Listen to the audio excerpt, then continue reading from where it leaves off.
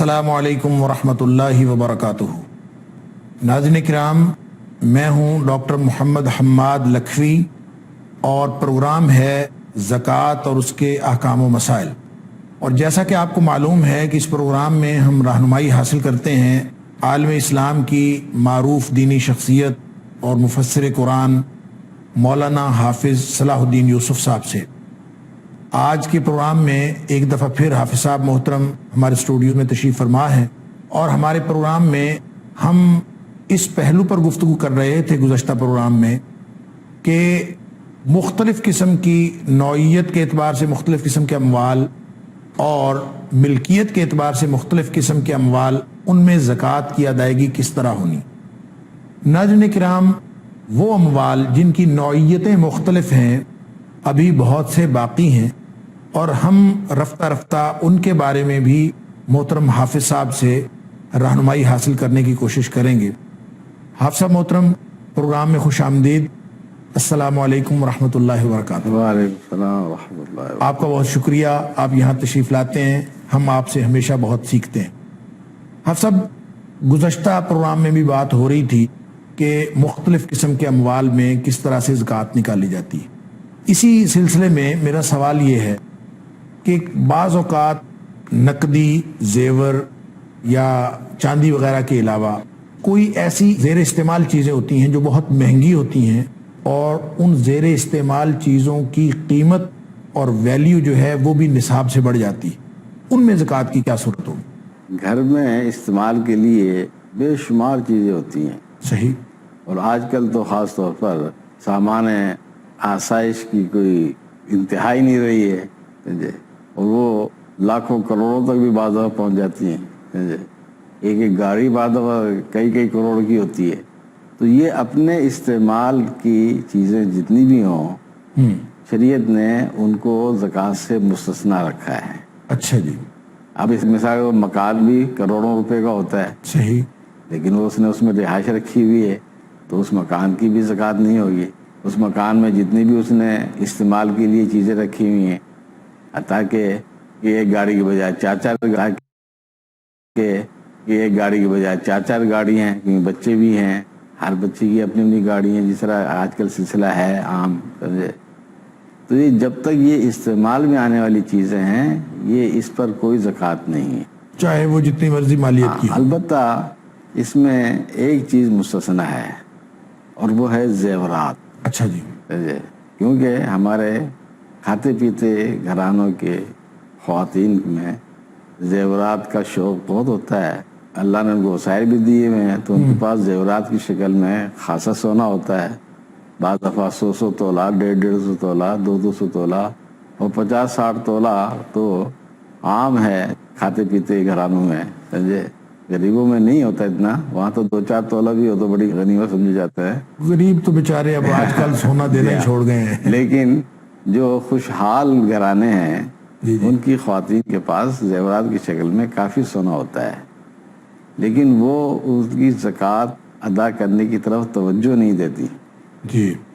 ये बहुत बड़ी कोताही है। यानी ज़ेर इस्तेमाल चीज़ें जो बाकी की घर की हैं उन पर तो ज़कात नहीं है, लेकिन जेवर जो है उसमें ज़कात होगी, चाहे ज़ेर इस्तेमाल। इसमें भी भगत से बाद लोग इसको भी मुस्तस्ना करते हैं। अच्छा जी। हाँ, जो इस्तेमाल में आने वाले जेवर है ना, बाद उलमा मुस्तस्ना करते हैं उनको भी, लेकिन जो सही राजे कवी मसलक है वो यही है कि सोने की जो भी शक्ल होगी, चाहे वो जेवरात की शक्ल में हो और वो मुस्तअमल हो या गैर मुस्तअमल हो, इस्तेमाल में आने वाले हों या इस्तेमाल में नहीं आते वैसे रखे हुए हैं, लेकिन अगर जेवरात की शक्ल में सोना मौजूद है और वो 7.5 तोला या उससे ज़्यादा है, तो उसकी ज़कात हर सूरत में निकालनी है। सही। और बाकी ज़ेर इस्तेमाल चीज़ों में ज़कात नहीं। हाँ, बाकी घरेलू इस्तेमाल की चीज़ों में ज़कात नहीं है। अच्छा, आप सब, एक आदमी उसके 2-3 मकान हैं और एक में वो खुद रहता है और बाकी उसने रखे हुए हैं कभी कभी रहने के लिए, कभी जाता है कभी नहीं जाता। इसी तरह कोई एक आध मकान ऐसा भी है जो उसने किराए पे दिया हुआ है। क्या ये सारे ही ज़ेर इस्तेमाल मकान के हुक्म में आएंगे? जी हाँ, ये सारे ही ज़ेर इस्तेमाल मकान के हुक्म में आएंगे और जो उसने किराए पर दिया हुआ है उसकी आमदनी उसके पास आती है, اچھا جی. تو اس کی اپنی آمدنی اس کے علاوہ جو ہے اس کے ساتھ اس آمدنی کو ملایا جائے گا اور سال کے بعد دیکھا جائے گا کہ اس کے پاس کتنی رقم ہے. اچھا. اگر وہ زکوٰۃ کی نصاب کو پہنچ گئی ہے یا اس سے زیادہ ہے تو اس میں سے وہ زکوٰۃ دے گا. یعنی مکان کی قیمت پر زکوٰۃ نہیں مکان کی قیمت پر زکوٰۃ نہیں ہے. اس کی کیا وجہ ہے؟ یہ ہمارے لیے سہولت شریعت نے دی ہے. اچھا. اس کی وجہ یہ ہے نا، اب مثال کے طور پر ایک مکان ہے، اس کی مالیت 1 کروڑ ہے. اب آج کل 1 کروڑ عام مکانوں کی مالیت ہو گئی ہے. معمولی سا مکان، عام سا آتا ہے مکان. ہاں. اب اس میں ایک فیملی رہتی ہے. اب اس خاوند فوت ہو جاتا ہے، اب وہ بیوہ ہو جاتی ہے، چھوٹے چھوٹے بچے ہیں، اس کو تو کھانے کے بھی لالے پڑ جاتے ہیں. اب اگر مکان پر بھی زکوٰۃ ہوتی تو وہ بیچاری 1 کروڑ کی زکوٰۃ کہاں سے ادا کرتی؟ تو یہ تو اللہ تعالیٰ نے ہمیں بہت بڑی سہولت دی. یہ تو بات زیر استعمال کی ہوئی. میں عرض کر رہا ہوں جو کرائے پہ دیا ہوا ہے، کرائے پر بھی دیا ہوا ہے. اب جو کرائے پہ دیا ہے گویا اس کی بچت ہے، ایکسٹرا مکان ہے، ان کو ضرورت تو نہیں ہے اس کی، ان کے استعمال میں تو نہیں ہے. کرائے پہ دیا ہوا ہے، اس سے آمدنی آتی ہے. لیکن اس کی حیثیت اس طرح ہے نا، جس طرح ایک شخص کارخانہ لگاتا ہے، اب اس میں وہ مشینری فٹ کرتا ہے. مشینری کروڑوں روپے کی ہوتی ہے. صحیح. لیکن مشینری ایک آمدنی کا ذریعہ ہے. اچھا جی. اسی طریقے سے تو وہ مشینری میں جس طرح زکوٰۃ نہیں ہوگی. اچھا، مشینری میں زکوٰۃ نہیں ہے. ہاں، مشینری میں زکوٰۃ نہیں ہے، اور اس کی وجہ بھی وہی سہولت ہے جو اللہ نے ہمیں دی ہے. ذریعہ آمدن پر زکوٰۃ نہیں ہے. آمدن پر زکوٰۃ ہوئے گی. نہیں، آمدن پر نہیں ہے بلکہ بچت پر ہے. یہ تو بات پہلے ہو چکی. آمدن سے مراد وہی بچت ہے نا. اچھا جی، ٹھیک. یعنی آمدن میں سے دیکھا جائے گا کتنی بچت ہوئی ہے، کتنا خرچ ہو گیا ہے. اب اگر بچت اتنی ہے کہ اس پر زکوٰۃ عائد ہوتی ہے تو پھر اس پر زکوٰۃ ہوگی. اگر آمدن اتنی ہے کہ وہ خرچ ہی ہو رہی ہے، بچتا کچھ بھی نہیں ہے، تو ویسے ہی مستثنا ہے. چاہے اس کے 1 مکان ہو، 2 مکان ہو، 4 مکان، چاہے 4 مکان کرائے پر اس نے چڑھائے ہوئے ہوں، لیکن فی نفس ہی مکان پر زکوٰۃ عائد نہیں ہوگی. حافظ صاحب، یہ تو پھر اس کے پاس تو بڑا کھلا آپشن ہے کہ وہ ہر سال جو اس کی بچت ہوتی ہے، جب زکوٰۃ نکالنے کا موقع آتا ہے، وہ اس سے پہلے نیا مکان خرید لے اور ہر سال مکان بڑھاتا جائے. اس کی بچت جو ہے وہ اس طرف جاتی جائے اور وہ اس کو کرائے پہ چڑھاتا جائے اور زکوٰۃ سے وہ مستثنا رہے گا. کرائے پہ چڑھاتا جائے گا، اس کی آمدنی میں اضافہ ہوتا جائے گا. نہیں، آمدنی میں تو زکوٰۃ نہیں ہے، وہ تو بچت ہوگی تب جا کے. ہاں، تو وہی جتنی زیادہ آمدنی ہوگی اسی حساب سے بچت بھی تو اس حساب سے پھر ہوگی نا. اس کے بعد اگر بچت ہوگی، میں وہی تو عرض کر رہا ہوں، وہ اس بچت سے یونٹ بڑھا لیتا ہے اپنا. یعنی ایک مکان اور کر لیا یا کارخانہ دار نے کارخانہ اور لگا لیا، اس کا مطلب ہے وہ زکوٰۃ سے بچ گیا. ہاں، زکوٰۃ سے بچ گیا. اگر اس کے پاس علاوہ ازیں بچت نہیں ہے، نقدی زیور یا ایسے مال کی صورت میں جس پر زکوٰۃ کا نصاب، ذریعہ آمدن پہ بہر صورت زکوٰۃ. جی ہاں. اور اگر یہ اللہ تعالیٰ کی طرف سے ہمیں ایک بہت بڑی سہولت دی ہے. جس طرح میں نے ابھی مثال دی آپ کو، اگر اللہ تعالیٰ مکان پر بھی زکوٰۃ عائد کر دیتا تو اب ایک بیوہ بیچاری جس جو مکان میں رہ رہی ہے، وہ 1 کروڑ روپے کا مکان ہے. نہیں، یہ تو بات سمجھ میں آتی ہے، جو زیر استعمال مکان ہے اس کی بات تو سمجھ میں آئی. لیکن جو کرائے پہ دیا ہوا ہے وہ اس لیے زکوٰۃ نہیں ہے کہ وہ ذریعہ آمدن ہے. ہاں، ذریعہ آمدن. اور جو ذریعہ آمدن ہو اس کے اوپر زکوٰۃ. زکوٰۃ. اچھا، ایک سوال یہ پیدا ہوتا ہے کہ ایک شخص کاروبار کرتا ہے مکان بیچنے کا، اور وہ مکان خریدتا ہے، پھر مکان بیچتا ہے، اور کرائے پہ نہیں دیتا بلکہ وہ صرف خریدتا ہے اور بیچتا ہے. اور اس کے پاس اگر کوئی مکان موجود ہے اپنے زیر استعمال مکان کے علاوہ، اس میں زکوٰۃ ہوگی کہ نہیں ہوگی؟ اس میں یقیناً زکوٰۃ ہوگی، کیونکہ وہ اس نے کمرشل بنیادوں پر لے کر رکھا ہوا ہے. کرائے پہ دیا ہوا تو وہ بھی کمرشل نہیں ہے. نہیں، کرائے پر جو دیا ہے اس کی حیثیت بدل گئی ہے. اچھا، وہ ذریعہ آمدن ہے. وہ ذریعہ آمدن ہے. اس کی حیثیت ایک کاروبار کے مال کی ہے. خریدا ہی اسی بنیاد پر ہے کہ میں نے اس کو بیچنا ہے. وہ گویا مال تجارت بن گیا اس کا، چاہے اس نے درمیان میں کرائے پہ دے دیا. کرائے پر وہ تو عارضی طور پر اس نے صورت اختیار کی ہے کہ چلو مزید میں اس سے فائدہ اٹھا لوں، کیونکہ وہ اس کا مقصد تو تجارت ہے نا. تو اس کے ذہن میں کیا ہے، چلو یہ چند 2-4 مہینے جب تک نہیں بکتا تو چلو تھوڑا سا اور فائدہ مجھے مل جائے. اصل مقصود تو اس کو مکان کا بیچنا ہے. صحیح، اس کی نیت یہ اس کی حیثیت کمرشل ہی رہے گی اور وہ مال تجارت کی حیثیت رکھے گا، اس پہ زکوٰۃ ہوگی. اور اسی طریقے سے آپ یہ بھی مسئلہ سمجھ لیں، اب یہ بات یہاں آئی گئی ہے. اب وہ مکان اس کے پاس موجود ہے جو اس نے کمرشل بنیادوں پر بیچنے کی نیت سے خریدا ہے. اب اس کا وہ مہینہ آ جاتا ہے جس میں وہ سالانہ زکوٰۃ ادا کرتا ہے. ٹھیک. تو اب اس مکان کی رقم بھی اس کو شمار کرنی پڑے گی زکوٰۃ نکالنے کے لیے، کیونکہ وہ مال تجارت بن گیا ہے مال نا۔ تجارت ہے۔ اب اس صورت میں اس مکان کی جتنی رقم ہے، جتنی مالیت ہے، اپنی موجودہ رقم کے ساتھ ساتھ اس رقم کو بھی شمار کر کے پھر زکوٰۃ ادا کرے گا۔ اچھا صاحب، ایک آدمی جو ہے وہ مکان کی بجائے وہ اپنا پیسہ انویسٹ کر دیتا ہے، کوئی سکول بنا لیتا ہے اور سکول بنا کے اس کو کمرشل بنیادوں پر چلانا شروع کر دیتا ہے، اور اس میں پھر آمدنی بھی اس کو آ رہی ہے، اور اس کی جو بچت تھی جو اس کی پہلے کسی اور صورت میں تھی، اب اس نے ایک بلڈنگ بنا لی ہے یا خرید لی ہے، تو اب اس کی زکوٰۃ کی صورت کیا ہوگی؟ اب وہ کرایہ والی صورت بن اب گئی، ذریعہ آمدن بن گئی۔ ذریعہ آمدن بنی ہے نا۔ اچھا، جزاکم اللہ۔ آپ صاحب، ہماری گفتگو کا سلسلہ جاری ہے اور یہاں ایک وقفے پہ ہمیں جانا ہے۔ ناظرین کرام، مولانا حافظ صلاح الدین یوسف، مفسر قرآن، بہت سی کتابوں کے مصنف، ہمارے ساتھ موجود ہیں اور ہم رہنمائی حاصل کر رہے ہیں ان سے مختلف قسم کے عملی مسائل زکوٰۃ کے حوالے سے، کس میں زکوٰۃ ہے، کس میں نہیں ہے، کس طرح اس کی ادائیگی کا اہتمام کیا جائے، حساب کتاب کس طرح کیا جائے۔ یہ ہماری زندگی کے عملی مسائل ہیں۔ گفتگو کا سلسلہ جاری ہے، لیکن یہاں ہمیں مختصر سے وقفے پہ جانا ہے۔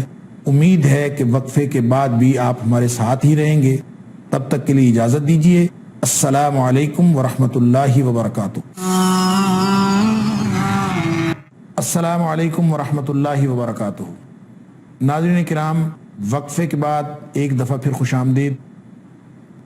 تشریف فرما ہے ہمارے پاس مولانا حافظ صلاح الدین یوسف صاحب، اور ہمارا موضوع جو کئی پروگرامات سے چل رہا ہے وہ ہے زکوٰۃ اور اس کے احکام و مسائل، اور گزشتہ پروگرام میں ہم نے اس کے خاص پہلو پر گفتگو کا آغاز کیا کہ جو مال نوعیت کے اعتبار سے مختلف ہیں یا پھر ملکیت کے اعتبار سے مختلف ہیں، ان میں زکوٰۃ کی صورت کیا ہوگی، کس طرح زکوٰۃ کی ادائیگی کی جائے گی، اور کس طرح اس کا حساب کتاب رکھا جائے گا۔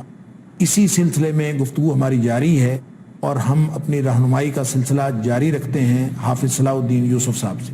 جی آپ صاحب، ہم بات کر رہے تھے کہ اگر کوئی شخص مکان خرید لیتا ہے، مکان کو سکول بنا لیتا ہے، یا پھر ایک بڑی بلڈنگ خرید کے یا تعمیر کر کے اس کو سکول بنا لیتا ہے، تو اب گویا اس کا وہ ذریعہ آمدن ہو گیا، اب اس میں زکوٰۃ نہیں ہوگی۔ یہاں پہ ایک بڑا خلط مبحث پیدا ہوتا ہے جو عوام الناس کو ایک پیچیدگی میں مبتلا کرتا ہے کہ کاروباری آدمی، مال تجارت میں تو زکوٰۃ ہے، اس کی تفصیلات ابھی ہم جانیں گے آپ سے، لیکن وہ اپنا کاروبار ختم کر کے زکوٰۃ سے بچنے کے لیے سکول بنا لیتا ہے۔ سکول بھی کاروبار ہے، جہاں مال تجارت پہ زکوٰۃ نہیں ہے، یعنی سکول بنا لیا، اب وہ جو اس کے پاس 10 کروڑ کی بلڈنگ آ گئی یا 15 کروڑ 20 کروڑ کی بلڈنگ آ گئی، جو مال اس نے تجارت پہ لگایا تھا تب اس کو ٹوٹل والیوم کے اعتبار سے زکوٰۃ پڑتی تھی، اب اس نے سکول بنا لیا ہے، اب وہ زکوٰۃ سے مستثنا ہو گیا۔ یہ بات اس کے اس بھائی کو پسند نہیں ہے جو کاروبار کر رہا ہے، اتنا ہی کاروبار ہے اسی والیوم کا، اتنا ہی وہ امیر آدمی ہے، اس پر زکوٰۃ ہے، اس پر زکوٰۃ نہیں ہے۔ کیا یہ ناانصافی نہیں ہے؟ بات یہ ہے کہ یہ عبادات کا جو نظام ہے نا، یہ توقیفی ہے۔ توقیفی کا مطلب یہ ہے کہ اللہ تعالیٰ نے جس طرح مقرر فرما دیے ہیں ان کو اسی طریقے سے ادا کرنا ہے، ان میں قیاس آرائی نہیں کرنی ہے۔ صحیح۔ ایک کو دوسرے پر قیاس کرتے ہوئے جی فلاں میں تو یہ چیز ہے تو اس میں یہ چیز کیوں نہیں ہے، یعنی اپنی لاجک سے کسی کی حیثیت تبدیل نہیں کرنی۔ صحیح کہتے ہیں، صحیح، کیونکہ یہ توقیفی کہلاتے ہیں، توقیفی، ٹھیک، یعنی اللہ کی طرف سے مقرر ہیں۔ ٹھیک، یعنی اللہ کے حکم پر موقوف ہیں۔ ہاں، اب سامان تجارت پر تو زکوٰۃ عائد کی گئی ہے، لیکن جو ذریعہ آمدنی ہے اس پر زکوٰۃ عائد نہیں کی گئی ہے۔ صحیح۔ تو اب چاہے وہ اسکول کی جائیداد کروڑوں چھوڑ کے اربوں کی بھی ہوگی نا، تو بھی زکوٰۃ نہیں ہے، تو وہ زکوٰۃ سے مستثنا ہوگا۔ اس کی جو آمدنی اس کے پاس جمع ہوتی رہے گی اس میں اس کا حساب ہوگا، اگر وہ بھی خرچ ہو جاتی ہے تو پھر کچھ بھی نہیں ہے، وہ بھی اس پر بھی زکوٰۃ نہیں ہے، لیکن خرچ ہونے کے بعد اگر رقم بچتی ہے تو پھر زکوٰۃ عائد ہوگی اس پر۔ تو یہ ہم یہ قیاس نہیں کریں گے جی فلاں شخص تو چند لاکھ روپے کا سامان تجارت لے کر بیٹھا ہے تو اس پر تو زکوٰۃ عائد ہو رہی ہے، اور یہ اربوں روپے کی جائیداد کا مالک بنا بیٹھا ہے اس پر زکوٰۃ نہیں ہے۔ یہ قیاس آرائی عبادات میں نہیں ہو سکتی۔ زکوٰۃ عبادت ہے، ہمیں صرف اللہ کے حکم کو دیکھنا ہے جی ہاں اور نبی پاک صلی اللہ علیہ وآلہ وسلم کی بتائی ہوئی ان حدود کو دیکھنا ہے اور اسی نوعیت کے اعتبار سے اموال کی زکوٰۃ کیلکولیٹ جی کرنا ہاں البتہ یہاں ایک یہ سوال اور ہو سکتا ہے، وہ شاید آپ کے ذہن میں نہیں آیا، لیکن عام لوگ پوچھتے ہیں جی کہ آج کل یہ پلاٹوں کی خرید و فروخت بھی بڑی عام ہے۔ یہ سوال میرے ذہن میں ہے، میں نے لکھا ہوا ہے اچھا لیکن میں ابھی نہیں، میں بعد میں کرنے والا تھا، لیکن آپ جاری رکھیں۔ چلو اگر بعد میں نہیں آپ جاری رکھیں، کیونکہ اس سے بہت اہم، بالکل اس سے متعلق ہی ہے نا یہ، مکانوں کی بات ہوئی، پلاٹوں کی بات، اس سے بالکل تعلق کہ ایک آدمی پلاٹ جو ہے وہ خرید و اب فروخت ایک کا کاروبار آدمی کرتا ہے 4 5 6 پلاٹ خرید کر رکھتا یا ہے زیادہ کہ میں اس کو بیچوں گا، پراپرٹی ڈیلر ہے۔ جب قیمت یہاں زیادہ ہو جائے گی، اس علاقے کی ویلیو بڑھ جائے گی، تب میں اس کو بیچ دوں گا۔ اب وہ گویا کمرشل بنیادوں پر یہ اس نے پلاٹ لے کر رکھے ہوئے ہیں۔ ایک شخص ایک پلاٹ لے کر رکھتا ہے اس نیت سے کہ وہ کرائے کے مکان میں رہ رہا ہے، یا سرکاری رہائش اس کو ملی ہوئی ہے، یا مشترکہ فیملی سسٹم میں وہ رہ رہا ہے، 3 4 بھائی۔ اب ظاہر بات ہے جب سب کی اولادیں بڑی ہوں گی تو ان کو الگ الگ تو رہنا پڑے گا۔ اس قسم کی صورتوں میں ایک شخص اپنے ذاتی مکان بنانے کے لیے پلاٹ خرید کر رکھ دیتا ہے کہ جب حالات متقاضی ہوں گے یا اللہ تعالیٰ جب کچھ مجھے توفیق دے گا، سمجھے، تو میں اپنا مکان بنا لوں گا رہائش کے لیے، سمجھے۔ یہ پلاٹ تو زکوٰۃ سے مستثنا ہوگا، کیونکہ وہ اس نے اپنی ذاتی ضرورت کے لیے رکھ لیا، اپنا ذاتی مکان بنانے کے لیے رکھا ہے۔ اس پر زکوٰۃ ہر سال عائد نہیں ہوگی، اس پر مستثنا ہے۔ البتہ جو پلاٹ اس نے کمرشل بنیادوں پر خرید کر رکھے ہیں کہ میں ان کو بعد میں جب یہاں کی ویلیو بڑھ جائے گی تو میں بیچ دوں گا، تو ان کی ہر سال اس کو زکوٰۃ دینی پڑے گی۔ اچھا، اور زکوٰۃ بھی وہ کس طرح دیا ہے؟ جتنے کا اس نے خریدا ہے اس پر نہیں، جو موجودہ قیمت ہے، جو اس وقت جب اس کا مہینہ آئے گا زکوٰۃ کی ادائیگی کا، اس سال وقت کے قیمت بعد کا، اس وقت قیمت کا حساب ہے۔ ہر سال اس موجودہ مارکیٹ ویلیو کے حساب سے صحیح، اس کا تعین کرے گا، اور اس میں سے پھر جتنی رقم بنے گی اس کی زکوٰۃ اس کو 2.5% کے حساب سے نکالنی پڑے گی۔ صحیح۔ یہاں صاحب ایک اور سوال پیدا ہوتا ہے کہ بچوں کے لیے، بچوں کے نام کا ایک ایک پلاٹ خریدا جاتا ہے کہ یہ میں اس بچے کو دوں گا، یہ میں اس بچے کو دوں گا، یا یہ کہ میں اس پلاٹ کو بیچ کے اس پلاٹ پہ مکان بناؤں گا۔ مقصد ان سب کا، چاہے بچوں کے لیے الگ الگ اس نے پلاٹ خریدے ہیں، چاہے اس نے اس نیت سے خریدے ہیں کہ میں ایک پلاٹ بیچ کے دوسرے پلاٹ پر مکان بنا لوں گا، لیکن نیت میں کاروبار نہیں ہے، صرف نیت یہ ہے کہ میں کل اپنے مکان بناؤں گا یا اپنے بچوں کے مکان بناؤں گا۔ لہٰذا اس کے پاس متعدد پلاٹ آ جاتے ہیں، ایک کی بجائے زیادہ آ جاتے ہیں۔ ان میں سے کسی ایک آدھ کے بارے میں وہ یہ بھی سوچتا ہے کہ اس کو میں بیچوں گا، جو پیسے مجھے ملیں گے اس پر میں مکان تعمیر کر لوں گا۔ تو کیا یہ اسی زمرے میں شمار ہوں گے یا پھر اس کو پھر ہم مال تجارت سمجھ لیں؟ نہیں، اس میں فرق ہو جائے گا۔ ایک پلاٹ جس پر اس نے اپنا ذاتی مکان بنانا ہے وہ تو میں نے بتلایا کہ مستثنا ہوگا۔ اب ایک اور پلاٹ اس نے اس نیت سے رکھا ہے کہ اس کو اس بیچ کو کے میں اس بیچ کے کر میں اس مکان پر بنا- مکان بنا لوں گا، تو یہ ایسے ہی ہے جیسے ایک شخص رقم جمع کرتا ہے، تو اب ظاہر بات ہے جتنی بھی رقم اس کے پاس جمع ہوگی بینک میں رکھ لے یا پلاٹ خرید لے، گھر میں سے، تو اس کو ہر سال اس کو زکوٰۃ تو دینی پڑے اس گی، میں سے دینی پڑے گی۔ تو اس لیے اس پلاٹ کی بھی زکوٰۃ اس کو نکالنی پڑا کرے گی۔ صحیح، البتہ جب بیچے گا تو مکان پر لگا لے وہ۔ جب لگ جائے گا تو پھر جی ہاں، اچھا، لیکن اس میں وہ جو پلاٹ اس نے بچوں کے لیے خریدے ہیں کہ اپنا بھی مکان نہیں ہے اس کے پاس اور بچے اب بڑے ہو رہے ہیں، اور اس نے اس نیت سے کہ میں ایک ایک بچے کو ایک ایک پلاٹ دے دوں گا کہ وہ اپنا گھر بنا لیں۔ بچوں کا حساب بھی وہی ہوگا کہ وہ اس کی جائیداد ہے۔ اچھا، بچوں کی نیت سے جو اس نے خریدے ہیں نا، وہ جائیداد ہے، وہ ایسے ہی ہے جس طرح وہ بچوں کے لیے جائیداد بناتا ہے، رقم جمع کر اس کے میں سے رکھتا زکوٰۃ ہے، ہوگی، سمجھے؟ ہاں، اس میں سے زکوٰۃ، کیونکہ ملکیت تو اسی یعنی کی ہے، صرف اپنا مکان جو اس نے اپنے ذاتی رہائش کے لیے رکھنا ہے صرف وہ مستثنا ہے، وہ مستثنا ہوگا۔ بچوں والا وہ مستثنا نہیں ہوگا۔ جس طرح بعض عورتیں کہتی ہیں کہ جی میرے پاس 50 تولہ زیور ہے، تو میں بچیوں کے لیے تو میں نے بچیوں کے لیے رکھ دیا ہے، 10 تولہ فلاں بچی کے لیے فلاں، سمجھے؟ زکوٰۃ نہیں ہونی اللہ کی چاہیے۔ بندی یہ نہیں پتا ملکیت تو بچیوں کی باپ کی ہے یا ماں کی ہے، سمجھے؟ تو بچیوں کی نیت کر لینے سے بچیوں کی ملکیت تو نہیں ہو جائے گی۔ اب اگر ضرورت پڑتی ہے ان کو تو وہ تو بیچ کے اپنے استعمال میں بھی لے آتے ہیں، بچیوں کی بھی شادیاں ہونی باقی ہوتی ہیں۔ صحیح، تو یہ بچوں کی نیت کر لینے سے بچوں کا نہیں ہو جاتا وہ مال، وہ اسی کا رہتا ہے مال ماں باپ بھی کا رہتا ہے. جب تک ان کو منتقل ہاں نہیں ہو. جی ہاں. اچھا آپ صاحب ایک سوال اور، اب آتے ہیں ہم مال تجارت کی طرف کہ مال تجارت پہ زکوٰۃ. چاہیے. مال تجارت پہ زکوٰۃ کی کس طرح کیلکولیشن کریں گے؟ ایک رننگ بزنس ہے، کاروبار چل رہا ہے اور اس میں کچھ سرمایہ آ رہا ہے، کچھ جا رہا ہے، کیش فلو بھی ہے، کچھ ایسٹس ہیں، دکان کی کچھ قیمت ہے اور اسی طرح سے یعنی فکسڈ ایسٹس ہیں، پھر کچھ مال جو ہے وہ آتا ہے اور چلا جاتا ہے، کیش بھی موجود ہے. کیلکولیشن کس طرح ہوگی؟ کیلکولیشن اس کی اس طرح ہوگی، اس کو شرعی اصطلاح میں مال مستفاد کہا جاتا ہے. اچھا جی.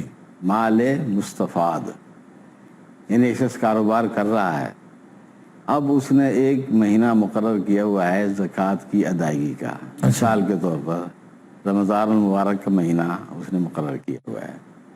اب باقی 11 مہینوں میں وہ تجارت کاروبار جاری رکھتا ہے. اب اس میں کبھی رقم جاتی ہے، کبھی آتی ہے، کبھی بالکل ختم ہو جاتی ہے، کبھی پھر لاکھوں سے جمع ہو جاتی ہے. یہ سارا سال 11 مہینے تک یہ سلسلہ جاری رہتا ہے آنے جانے کا. سمجھے؟ تو اس کو نہیں دیکھا جائے گا. اچھا جی. دیکھا جائے گا جب اس کا وہ زکوٰۃ والا مہینہ آئے گا، اس وقت دیکھا جائے گا کہ اس کے پاس موجود رقم کتنی ہے. اچھا جی. اس میں سے زکوٰۃ نکالی جائے گی اور اس میں بھی پھر 2 چیزوں کو مزید ملحوظ رکھا جائے گا. ایک تو یہ دیکھا جائے گا کہ اس کی مارکیٹ میں، منڈی میں کتنی رقم قرض کی صورت میں پھیلی ہوئی ہے. اچھا جی. کاروبار میں یہ بھی ایک لازمی حصہ ہے. مارکیٹ میں سرمایہ جو ہے وہ بکھرا ہوا ہوتا ہے، وہ زیر گردش رہتا ہے. سمجھے؟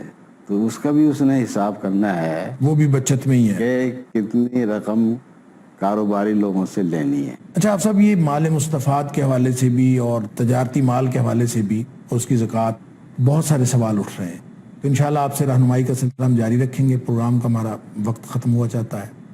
ناظرین کرام، مولانا حافظ صلاح الدین یوسف صاحب ہمارے ساتھ ہیں اور ہم گزشتہ کئی پروگرامات سے رہنمائی حاصل کر رہے ہیں ان سے کہ زکوٰۃ کے عملی مسائل کس طرح سے حل کیے جائیں.